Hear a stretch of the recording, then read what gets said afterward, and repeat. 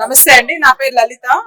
ఇవాళ మేమందరం హిందూస్ అంతా ఇక్కడ సంఘటితమయ్యి బంగ్లాదేశ్ లో హిందూస్ మీద జరుగుతున్న అత్యాచారాల మీద మేము ప్రశ్నించడానికి, తర్వాత సమాజానికి తెలియజేయడానికి ఎలాంటి అరాచకమైన చంపటం అనేది చాలా అరాచకము.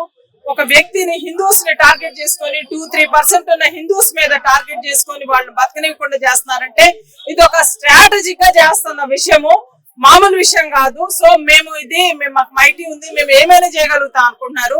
ఇక్కడ మైనారిటీస్ ఉన్న వాళ్ళు మా ట్యాక్స్ డబ్బులతోటి వాళ్ళు దర్జాగా ఎంజాయ్ చేస్తా, వాళ్ళు ఏం చేసినా మేము ఓర్చుకుంటున్నాము.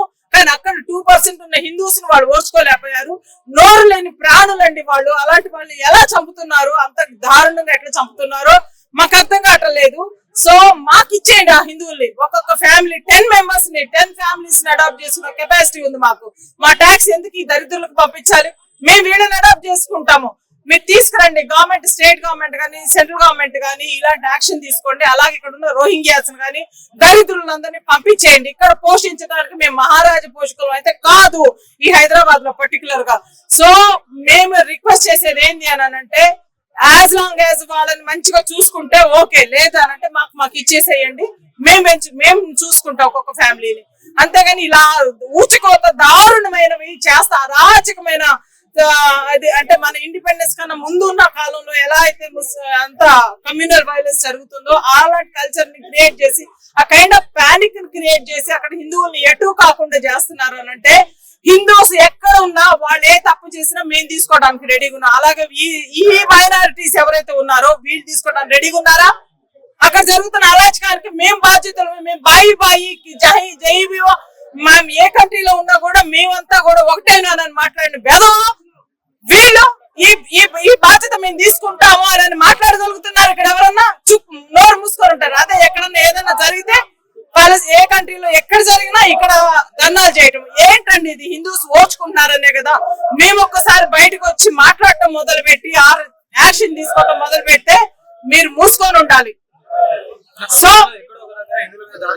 జరుగుతూనే ఉంది, ఐక్యత లేదని కాదు, ఇగ్నోరెన్స్, ఏం జరగట్లేదు మనకేం అవ్వట్లేదు అని కంఫర్ట్ జోన్ లో కూర్చొని మేధావులంతా చెవుళ్ళు నోళ్లు మూసుకొని టీవీలు చూసుకుంటాను, ఏ shows TV shows debate shows లో మాట్లాడుకుంటానే ఉన్నారు. కానీ రోడ్లెక్కి మాట్లాడాలా మనం అంటే ఏంటి అనేది ఐక్యత చూపించాలి. దయచేసి హిందూస్ ప్లీజ్ మీరు అర్థం చేసుకోండి. ఇక్కడ ఏం జరగట్లేదనని పిల్లి కనుక కళ్ళు మూసుకో, ఏదో పిల్లి పాలు తాగుతున్న కళ్ళు మూసుకొని కూర్చున్నట్టు మట్టి చూడకండి. చాలా చాప కింద నీరు లాగా ఈ జిహాదీలు వీళ్ళు వాళ్ళు అందరూ కూడా చేస్తున్నా వాళ్ళని సపోర్ట్ చేస్తా. ఒక్కడన్నా నోరు తెరిచి మాట్లాడాడు, ఒక్క లీడర్ అన్న ముందుకు వచ్చి ఇది ఖండం చేసి ఇది తప్పు, ఇది ఇలా జరగకూడదు. ఇది ఫస్ట్ మనము భారతీయులు, మన హిందూస్ వేరే వాళ్ళు కాదు, ఫస్ట్ భారతీయులు. ఇది ఇంత బ్యూటిఫుల్ కంట్రీలో నేను ఎన్నో కంట్రీస్ తిరిగాను, కానీ ఇండియాలో ఉన్నంత రిసోర్సెస్, ఇంత చక్కటి నేచరు ఇలాంటివి ఎక్కడ లేవండి. ఇలాంటి దాన్ని అప్పనంగా ఎంజాయ్ చేస్తా, ట్యాక్సీలు కట్టుకోకుండా అప్పనంగా ఎంజాయ్ చేస్తాం. మన టెంపుల్స్ లో వచ్చే డబ్బంతా తీసుకొని వెళ్ళి వాళ్ళకి వెల్ఫేర్ సమర్పించుకుంటా ఇంత బాగా మన ఇంట్లో అల్లుళ్ళని పోషించినట్టు పోషిస్తుంది గవర్నమెంట్. మేమేమో పిచ్చాడం లాగా ట్యాక్సీలు కట్టుకుంటూ కూర్చున్నాము. ఎంత వద్దండి, ఇంకా చాలు, మాకు ఇచ్చేయండి ఆ హిందూస్ ని. ఎవరెవరైతే ఏ కంట్రీలో ఉన్నా ఎవరు బాధ పెట్టాల్సిన అవసరం లేదు. మీరు ఉండండి, మీరు ఏలుకోండి మీ ఆ కంట్రీని, మాకు మా వాళ్ళని ఇచ్చేసేయండి. లేదా మీరు ఆ కంట్రీలో ఉన్న వాళ్ళకి ఏం సపోర్ట్ ఇస్తారు, ఏం ధైర్యం ఇస్తారు అనేదన్నా మీరు క్రియేట్ చేయండి. మేము హిందువులంతా ఒక్కటే, ఏ అక్రాస్ గ్లోబల్ ఎక్కడున్నా హిందూస్ అంతా ఒక్కటే. వాళ్ళు అసలు క్యాస్ట్ గీస్ట్ అవన్నీ మర్చిపోండి. ముందు హిందువులంతా బంధువులం అనేది నేర్చుకుంటే ఆ హిందూకి అవతల హిందూకి ఏం జరుగుతుంది. ఇప్పుడు నీ ఇంట్లో ఉన్న అన్న పిల్లలకో లేకపోతే నీ ఇంట్లో ఉన్న అక్క పిల్లలకో ఏమైనా జరుగుతుంటే మీరు రెస్పాండ్ అవ్వకుండా కూర్చుంటారా? అలాంటిది ఎక్కడో జరుగుతుంది అని అంటే మనకెందుకు మన ఇంట్లో జరగలేదు, మన దేశంలో జరగలేదు అనుకోవడం తప్పు. మరి వాళ్ళు ఎందుకు రియాక్ట్ అవుతున్నారు? పెద్దానికి వాళ్ళు ఎందుకు రియాక్ట్ అవుతున్నారు? మరి 100 మంది వస్తారే, మనం రాలేమా?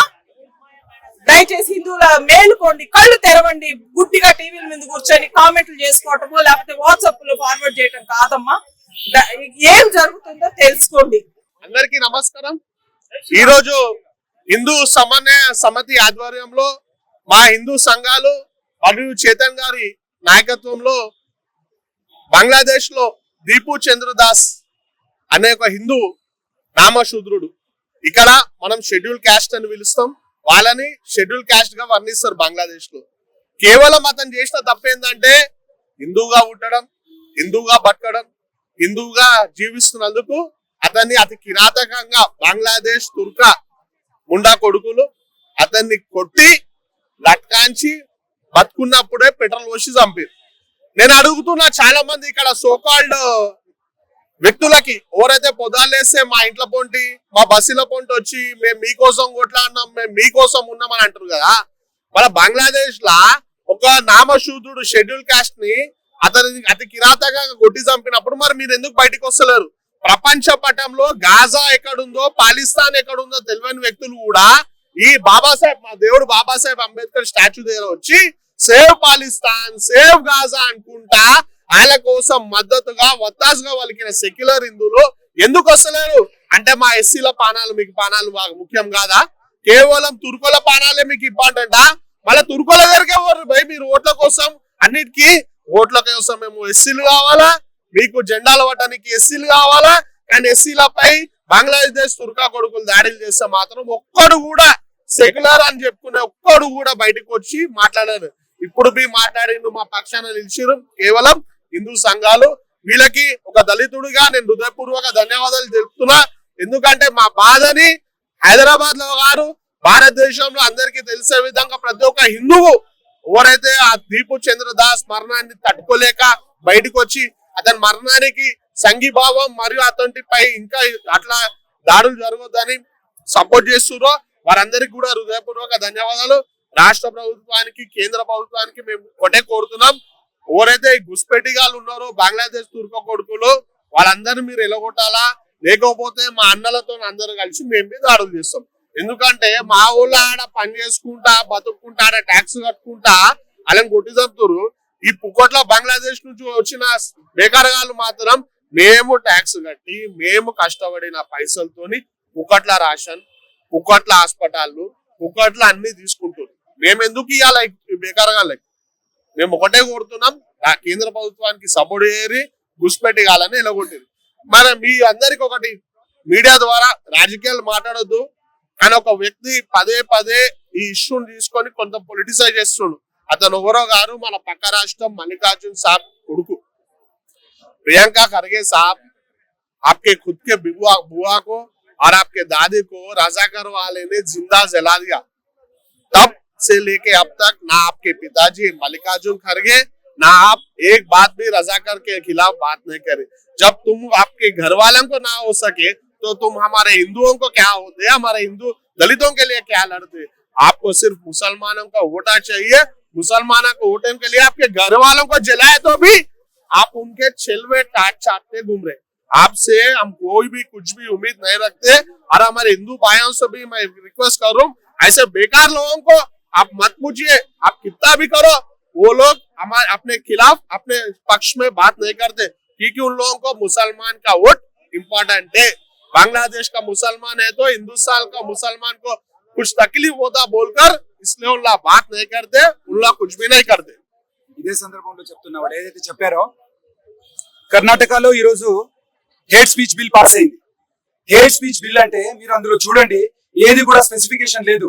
అక్కడ భారత్ మాతకి జై అన్న, జై శ్రీరామ్ అని చెప్పేసి ఎక్కడైనా నినాదాలు చేసినా, ర్యాలీలో వందే మాత్రం అని చెప్పినా కూడా వాళ్ళ మీద కేసులు బుక్ చేసేటువంటి ఒక హేట్ స్పీచ్ బిల్ ని ఈ రోజు కర్ణాటకలో అమలు చేసే అదే రకమైనటువంటి హేట్ స్పీచ్ బిల్ హైదరాబాద్ లో కూడా, తెలంగాణలో కూడా చేస్తామని రేవంత్ రెడ్డి గారు చెప్తున్నారు.